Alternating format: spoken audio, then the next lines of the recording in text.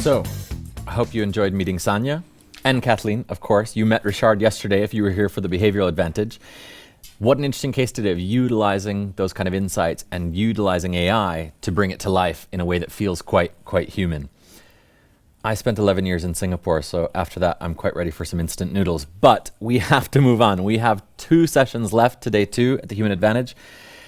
We're moving on to talk about better AI safety for these last 2 sessions. And of course, it's a topic that always comes up when we're discussing artificial intelligence, is that of safety.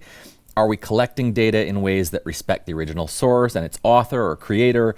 Are we ensuring that the AI doesn't just extrapolate or even exacerbate the issues, the biases, maybe even the toxicity that we see in our world today?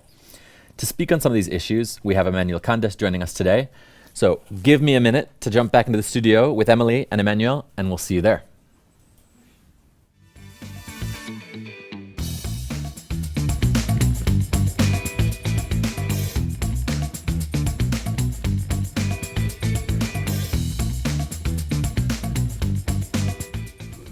Hello. We're here. Hello. We're back. It's the end of the day here, but we're back in action with Emmanuel Candès. Emmanuel is coming all the way from the US, from California, Stanford. He is the Barnum-Simons Chair in Mathematics and Statistics at Stanford University.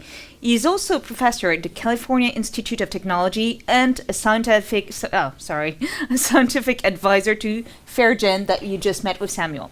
So we're coming to the end, and I'm going to ask you to please stay tuned, like Nuala would say, and we are going to listen to Emmanuel assessing the factuality of large language models. Thank you very much for having me. It's a pleasure to be here and to discuss contemporary issues. So this talk is going to be a bit different from what you've heard so far. It's going to be less of a high-level talk, more like just the specific questions and tools that we have developed at Stanford to answer this question. I think before I get started, I want to say that at Stanford, we're very fortunate to have remarkable young people. Everything is about computer science, statistics, data science, AI these days. And so this is joint work with John Cherian and Isaac Gibbs. It is true that I'm an advisor to FairGen. It is true that John Cherian is an advisor to the Washington Post, and this has some relevance for what we'll hear at the end of the talk. Great. So I think the question of the day is that I think we all interact with ChatGPT. Remember the life before ChatGPT and after, and it's quite changed. And so we want to learn from ChatGPT. So people might ask ChatGPT, how often is a shingles vaccine required? And then ChatGPT is very happy to oblige and will actually spit out an answer. And I'm not going to read what you can see on the screen. It's like the shingles vaccine is typically recommended for adults aged 50 and older. You know, you take it in 2 doses, blah, blah, blah.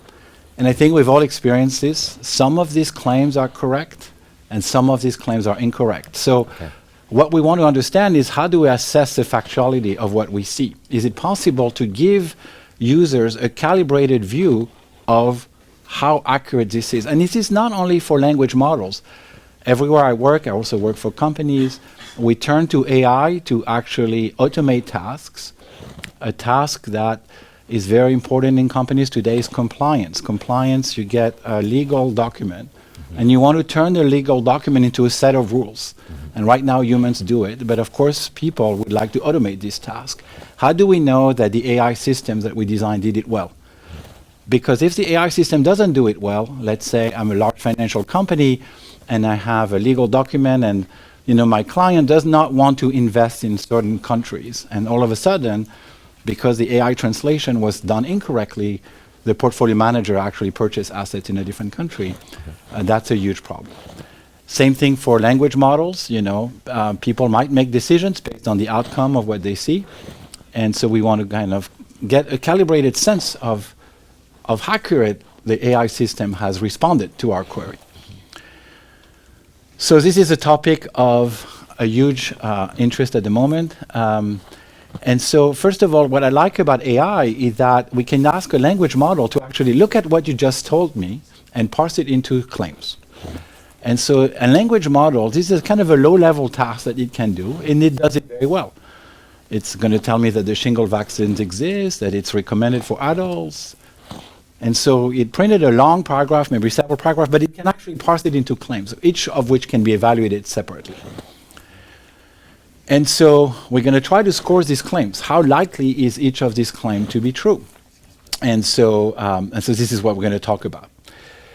So I have to say that there are lots of papers at the moment in the community about, how do we detect that the AI hallucinates? How do we prevent users from hallucination? So one thing you can do, and it's a very simple thing, and I'm going to discuss, is that we can again use a language model itself to assess the factuality of what it's saying. Of course, it doesn't know, but we can use the language model itself. For example, I can ask you many times for what, beyond what age is a shingle vaccine recommended?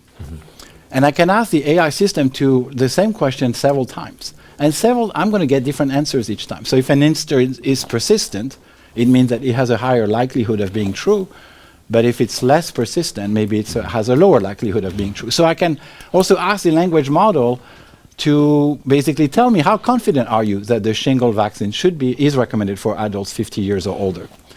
So we can score the claims. So now we use the language model to actually parse the content, and then use the language model to score the claims. Now, how do we know what is true or not? So here is a bunch of claims that the AI system would do. Hepatitis C is a serious disease, and the AI system is fairly confident here. A high score means I'm fairly confident that what I'm telling you is correct. And then I'm going to have a human annotate it. Is it actually true that hepatitis C is a serious disease? And it is actually true. Hepatitis C vaccine exists. Well, that's actually untrue. The AI system gave it a lower score, but it is untrue. And so you can now create a database of the AI thinking about what it's telling you, and then the ground truth. And now the question is, we're going to try to use the scores, because now I'm going to issue a prompt that the AI system has not seen before, that the training example that you see here has not seen before, and I'm going to try to retain some claims. So how are we going to retain these claims? So we're going to compute a threshold. So for each prompt, what do you think about hepatitis C? We're going to look at the score, and we're going to look at the kind of the lower score, or the score above which, the larger score above which all claims are true. All right, and so I have, you have two types of medical examples, very different. One is about hepatitis C, and what about is a type of LASIK, which is a type of laser surgery. And then we can look at the scores, the higher scores above which all claims are true. And that's going to be a score. And now, it turned out that I have a huge data set, and I can look at the 90th percentile of all these scores. And now what the algorithm will do is we'll just keep the claims that exceed these scores. And it's surprising that we're making no assumptions about the world, no assumption about the AI system you're using, but it turned out that it's a mathematical theorem that from now on, what you will see, it's going to keep some claims, eliminate some claims, but from now on, what you'll see, you're guaranteed that it's correct 90% of the time. And so this is basically my example of should I get vaccinated or not? And yes, so, it strikes down a lot of claims because it wants to be sure. It wants to be sure at the 90% level. So when I use 90% level in this presentation, what I mean is I mean that 90% of the time, what you see is actually correct. The problem is it removes everything. I was going to say, so it's not it is useful. recommended. Yeah. For who? We don't know. The utility is not great. Yeah. But that's actually a mathematical fact that you can do this. Okay. And now, of course, it filters a lot of claims, and the amount of filtering may depend on the type of medical questions you're asking. Also, when I say it's 90% true, it's 90% true globally over all of medicine, but it can actually have a very different level of certainty depending on various areas of medicine. And so that's a problem. I don't want answers to be always correct when I'm asking about laser surgery for my eyes, and never correct when I ask about other types of questions. That's not useful. And so we need to calibrate things better and make it more useful. And so one of the things we've done at Stanford is, first of all, we are trying to boost, so maybe I'll skip this a bit, we're trying to boost the score so that we retain more claims. Okay. It's like a bit for people familiar in machine learning to boosting. We're doing a lot of boosting because the scores that industry develops are not calibrated for claim retention, and so we're going to boost the scores for claim retention so that we retain more. think what's more interesting, though, is we can also, instead of just using a single score for all prompts we're going to ever issue, we're going to use thresholds that adapt to the kind of medical questions you're asking. Now, I'm talking about medicine here, but I could talk about writing biographies. I could write a biography about you, about me. And so we want, like, we would not want that biographies that are about male are kind of fairly correct and about female never correct. So we don't want that. So we're going to use different scores for different groups. So we want to be adaptive. Also, we talked about toxicity in a previous session. I don't want that, I'm hallucinating when it's a toxic topic and not when it's a fairly safe topic. I don't want that either. So we're going to use scores that sort of adapt to various features that you might care about so that, you're safe. Like you mentioned safety, that you're safe. Okay, so that's another thing. And then finally, but it's still going to remove claims. It's going to remove too many. So now we're going to be well calibrated vis-a-vis the kind of medical question where the topic is toxic or not toxic, but we're still going to remove claims. So what we have to relax now is the level at which you're certain about what you're telling me. And so now what we can do is we can also just find a threshold such that, I want to keep 70%. ChatGPT is producing something. I don't want to remove everything. That's not useful. Nobody is going to use my system. So what we want is we want to keep as much as we can. But because you force me to keep a lot, then I cannot say that what I'm telling you is true 90% of the time. I'm going to have to lower the confidence level at which I think you're true. So for example, if we were to talk about compliance, the way we talked about before, that if this thing is, the AI has done its task 99, and you're 99% sure it's done it correctly, maybe no human needs to look at it. But it's 80%, maybe take a quick look. If it's 50%, take a deeper look, because maybe something might be wrong here.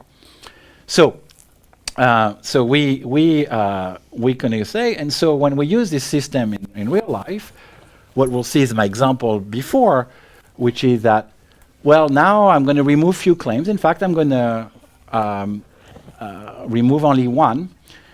And so, for example, I removed, it is currently recommended that individual receives the shingles vaccine once in their lifetime. And in fact, it's correct to remove that. This is incorrect. You should get the shingles vaccines several times in your lifetime. And so what the system will tell you is this is 63%. So each time you see this, it means 2 times out of 3, actually what you're saying is correct. Now the user has to deal with this risk, but at least now you're honest. You're very honest about what you tell the user. Okay, so this is just a little plot to show that maybe we can focus on the left plot. And I think that's kind of what I find interesting about this. It's a very boring plot in many ways. But it says that when I want 70%, I got 70%. So you see points lying on a straight line, which is when I say 70, it's 70. When I say it's 80, it's 80. When I say it's 60, it's 60. And if it were not a straight line, I would be unhappy. So a straight line is very boring, but in my world, it's a very happy plot. And on the right, you see a box plot for those of you who know how to read box plots, but I'm BVA. I'm sure everybody knows about box plots, a wonderful plotting device invented by John Tukey. So the green box plots is on the y-axis, you see the claim retention across several areas of medicine. And then you see that by being adaptive, by relaxing this 90% certainty, you can retain more claims. So you can write biographies, the story is the same, well calibrated, so I can write biographies about you and certainly have a very good level of confidence about what is this chance that what I'm reading is true. So there's a lot of work. This is to show you that we can try to remove hallucinations and yet give you a sense of confidence about what you're reading. I think it's allowing a certain trade-off between hallucination and the utility of the output. I don't want to remove everything that ChatGPT tells me. And as I mentioned, this is just one specific application, which albeit is a huge application, the factual accuracy of LLMs.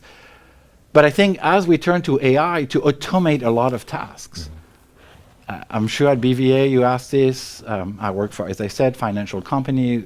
We ask this all the time. When I turn to an AI system to say, you've done this, but did you do it correctly? I want to have a score that gives me a sense of an unbiased view a very at least an honest view of the chance that it has done it correctly.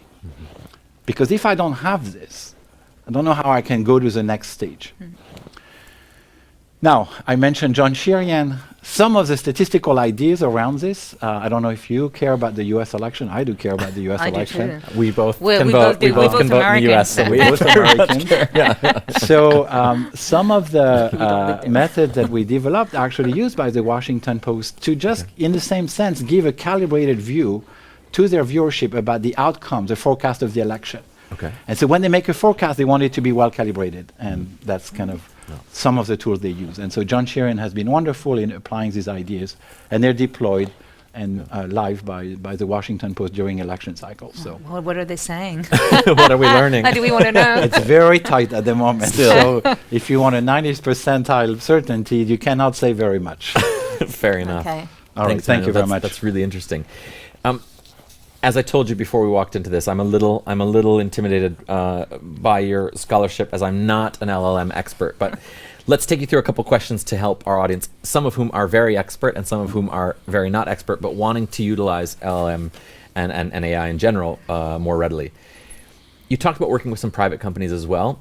You don't need to tell us who, but how could businesses leverage these type of methods for assessing factual accuracy when implementing a model for some sort of strategic decision making, right? Asking factual things about a vaccine, fine, but what if it's about my business? I could feed it with some of the data, but any thoughts there to prevent or minimize some of those hallucinations, or to make it particularly relevant? Yeah, so for me, if we stick to the topic of these talks, let's talk about a concrete problem, which is compliance. Yep.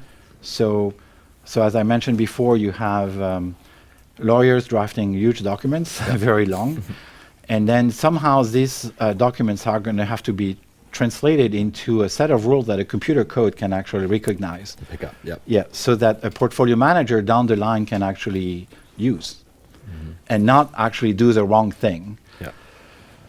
I think we would like to have very high scores because we would like to have this process completely automated. And when the task is simple, that might be possible. And so you could say, nobody needs to look at this. I'm pretty sure that we're safe. I think for me, I still use in very sensitive applications like this one, I'm still saying that we are at the level that we have a recommendation system. Like somehow I'm not confident enough about what I can see to actually embed this in a pipeline that will go all the way from here's a legal document to here's a set of investments. But what it can say, if the system is very, very sure that it has done correctly, you just take a quick peek, and it's just how much human intervention do you want to have to verify that the AI has done it correctly. So you want the AI to do 99% of the work and just throw in a little bit of human intervention to just verify a few things. Yeah. A little bit similar to what I just asked, but in the words of a viewer online, for companies considering using these statistical methods to evaluate their AI systems, what would be the first step you'd recommend to ensure they are properly assessing the factual accuracy of their models? Is there kind of a gatekeeping first step that they need to consider? Well, you can always create a test set, right? So you come up with a method. I think this was discussed in a previous session. You can actually create what we can call the holdout set. You develop your method.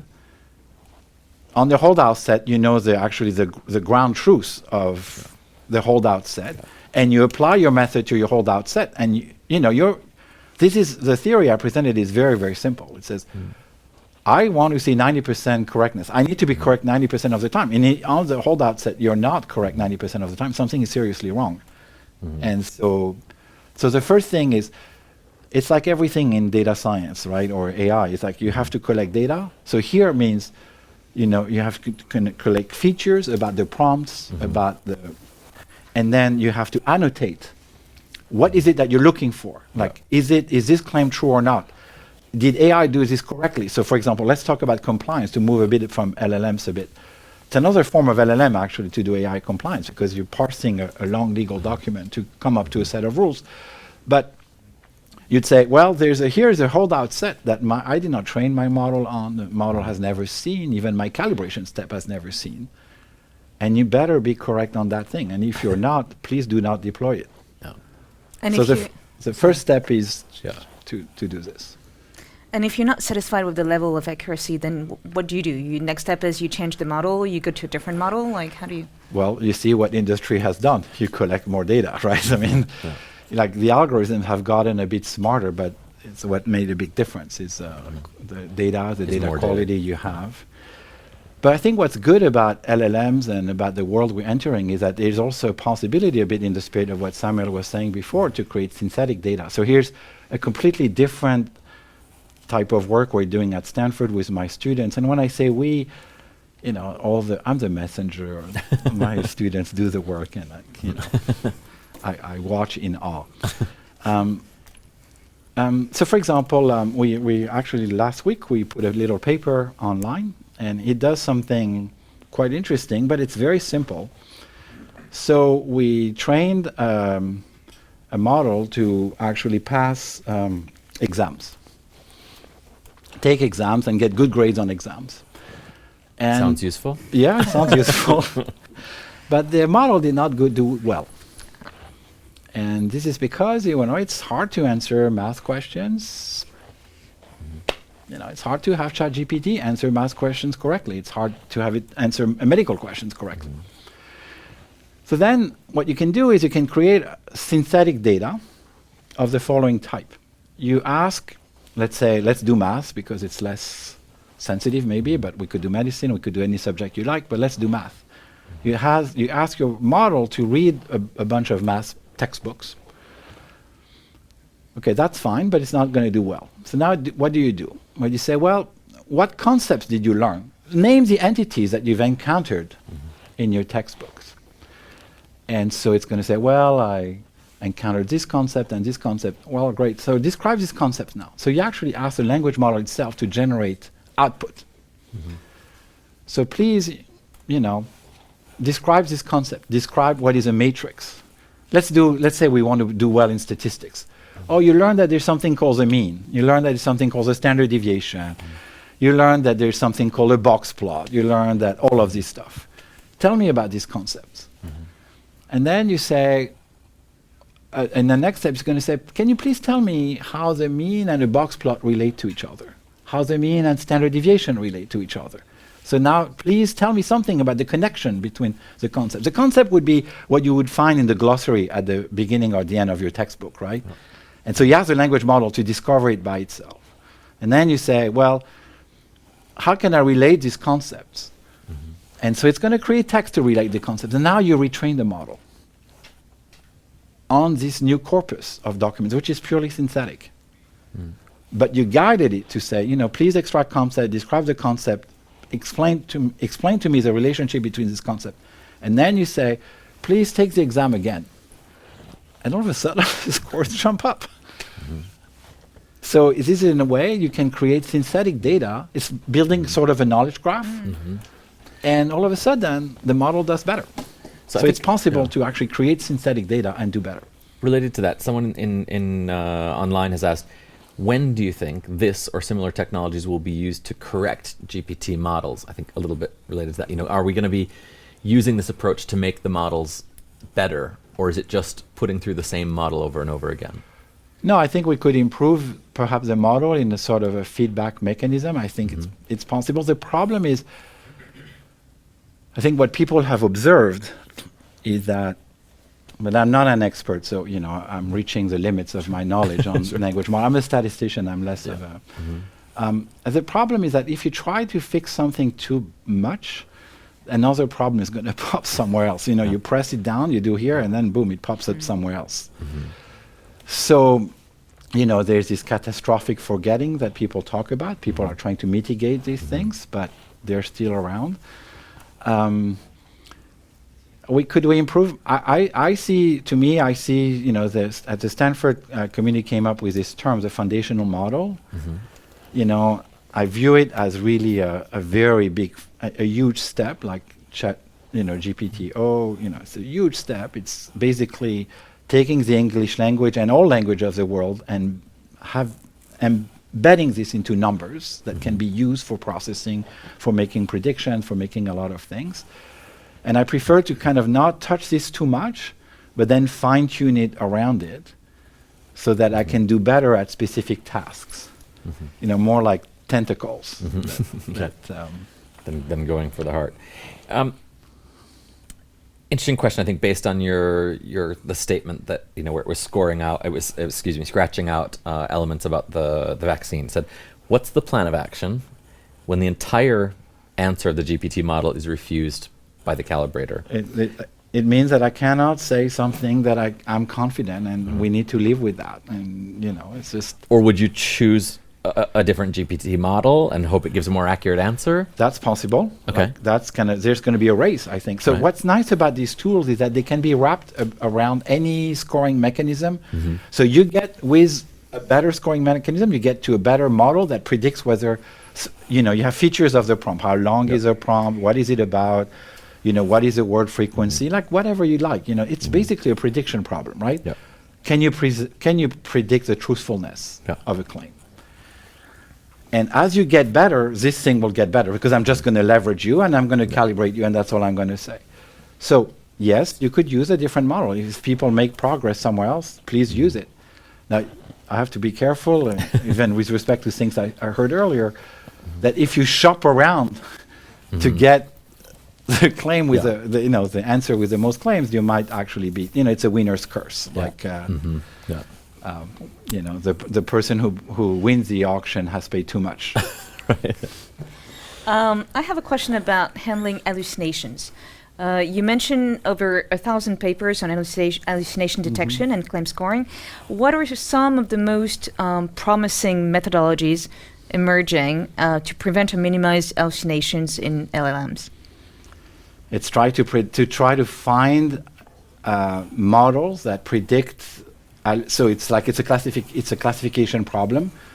What features in a prompt or in answer of an LLM are predictive of an hallucination?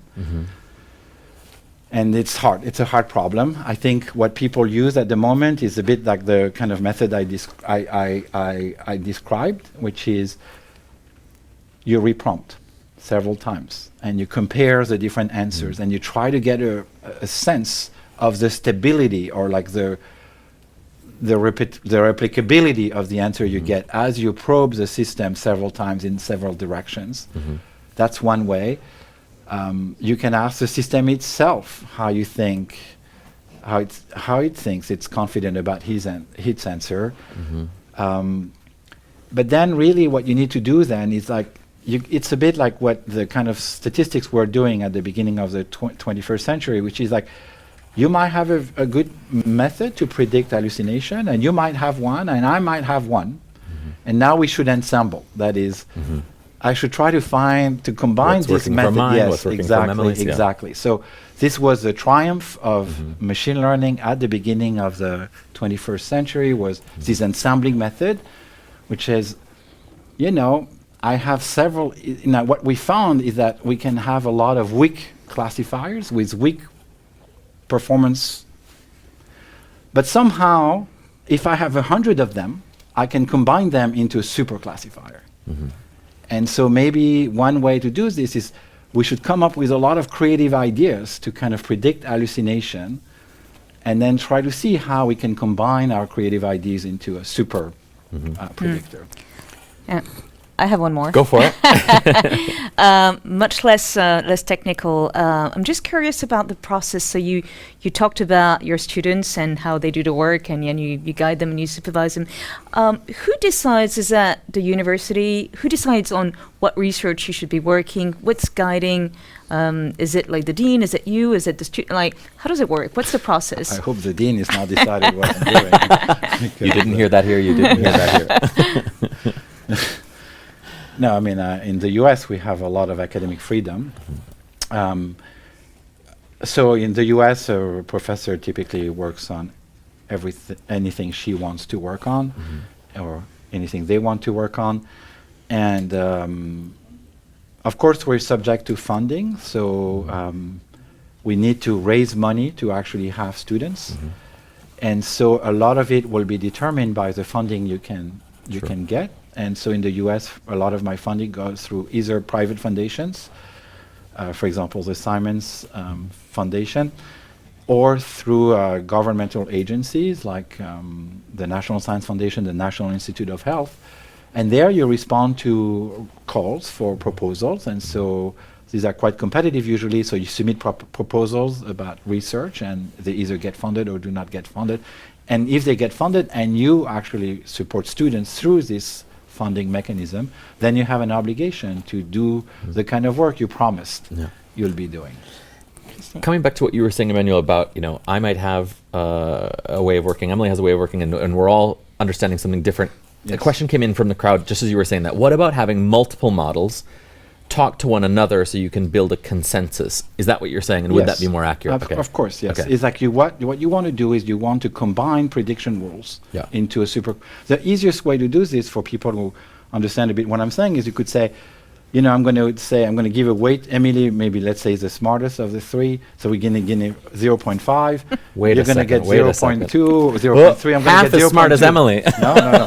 And so then we're going to get 50%, But of course, this is not how we should do it. But this is like perhaps conceptually, we're going to weight opinions. And so this is how we're going to... And so there are perhaps region of featured space where Emilie is very accurate. And that's where I want to use her opinion. Weighting of her and there are intelligence, features, maybe there's other segment that you did not understand very well, but you did, and I want to use you in this segment. So, and so this is the way you can do it. In fact, you can even use our prediction as a features for a neural network, and say, how can I combine these features into a super prediction? I have to apologize to those who are online. I see more questions coming in, but we are running out of time. We have one session to go. Thank you so much. Thank you so much for your time. Great. It's been a pleasure. Thanks for